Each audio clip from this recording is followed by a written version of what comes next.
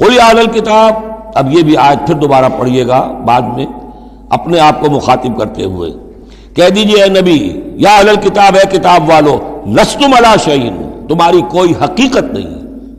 تمہارا کوئی مقام نہیں ہے، تمہاری کوئی جڑ بنیاد نہیں ہے، تم ہم سے ہم کلام ہونے کے مستحق نہیں ہو، تمہیں ہم سے دعا کرنے کا حق حاصل نہیں ہے،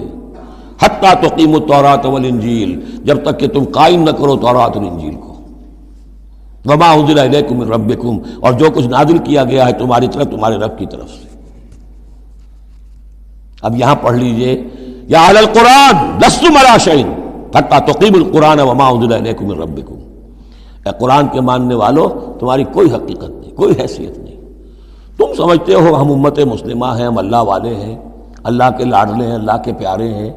اللہ کے رسول کے امتی ہیں، جو چاہو سمجھو، جوتے تمہیں لگ رہے ہیں، تمہاری ہر طرف سے مرمت ہو رہی ہے، عزت نام کی شے نہیں رہی، تم کتنی ہی تعداد میں ہو، دنیا میں تمہاری کوئی حیثیت نہیں ہے، اور اس سے زیادہ کے لیے تیار رہو، لستم علی شیء، تمہاری کوئی حیثیت نہیں، حتیٰ تقیموا القرآن وما انزل الیکم من ربکم، جب تک کہ قرآن اور جو تمہاری طرف نازل کی، حضور کو وحی خفی بھی تو دی گئی ہے نا، سنت رسول وحی خفی کا ظہور ہے، وہ بھی نازل کی گئی ہے حضور پر وحی خفی،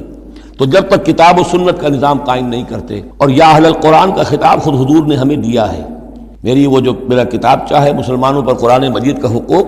اس میں یہ حدیث موجود ہے، اس میں حضور کی وہ الفاظ ہیں، یا اہل القرآن لا تتوسدوا القرآن، اے قرآن والو، قرآن کو تکیہ نہ بنا لینا، اسے ذہنی سہارا نہ بنا لینا، اسے اپنی پیٹھ کے پیچھے نہ پھینک دینا، تکیہ پیٹھ کے پیچھے ہوتا ہے، نبذ فریق من الذین اوتوا الکتاب کتاب اللہ وراء ظہورہم لا تتوسدوا القرآن، بلکہ کیا کرنا، یا اہل القرآن لا تتوسدوا القرآن واتلوہ حق تلاوتہ فی آناء اللیل والنہار، پڑھا کرو اسے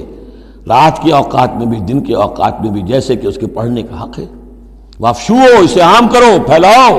اس کی دعوت جو ہے پہنچاؤ، وتغنوہ، اسے خوش الحانی سے پڑھو،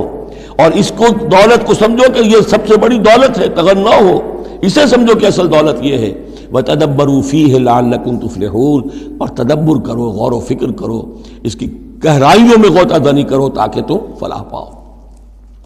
قل یا اہل الکتاب لستم علی شیء حتی تقیموا التوراۃ والانجیل وما انزل الیکم من ربکم ولا یزیدن کثیرا منہم ما انزل الیک من ربک طغیانا وکفرا، لیکن اے نبی یقیناً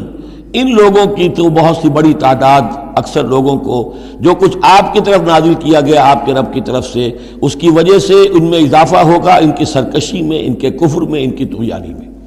ان کی آگ جو ہے بڑھتی چلی جائے گی، حسد کی آگ، اس میں وہ مزید جلتے چلے جائیں گے۔ فلا تأس علی القوم الکافرین، تو آپ ان کافروں کے بارے میں اب افسوس نہ کریں۔ نبی چونکہ نہایت رحیم اور شفیق ہوتا ہے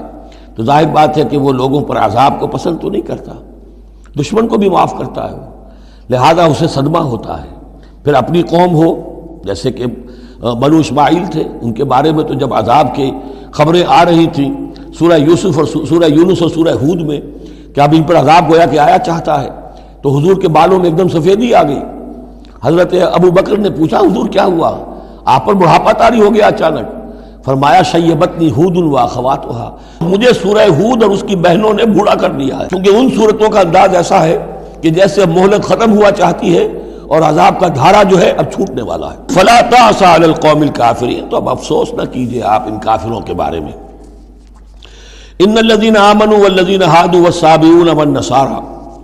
اب یہ آیت تقریباً وہی ہے جو اس سے پہلے سورہ بقرہ کے 8ویں رکوع میں آ چکی ہے، جس سے کہ دھوکہ ہوتا ہے لوگوں کو کہ شاید ایمان بالرسالت کی ضرورت نہیں ہے، حالانکہ اب ہم سورہ نساء میں بھی پڑھ آئے ہیں جو اللہ اس کے رسولوں کے مابین تفریق کرے تو اولئک هم الکافرون حقا، باقی وہاں ساری بحث میں کئی بار کر چکا ہوں، اسی بات کو یہاں ذہن میں رکھیے